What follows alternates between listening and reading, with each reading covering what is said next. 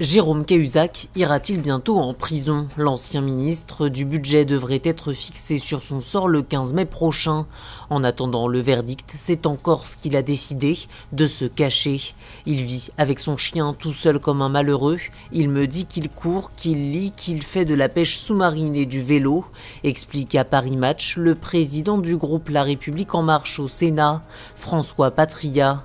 Seul réconfort, sa compagne, spécialiste en immobilier de luxe à Paris, viendrait parfois lui rendre visite selon le magazine. Un soutien bienvenu pour celui qui préfère s'occuper de sa mère souffrant de quelques soucis de santé, plutôt que de multiplier les sorties, devenues trop risquées pour lui. Il est venu dîner à la maison parce qu'il n'aime plus sortir au restaurant. Les gens l'agressent, raconte à Paris Match l'avocat Francis Spinner. Il ne peut pas aller au cinéma sans qu'un gars essaye de lui mettre la main dans la figure, précise un proche au magazine. Jérôme Cahuzac tente de se reposer, loin du tumulte des affaires sur l'île de Beauté, mais cela reste très compliqué, notamment pour retravailler.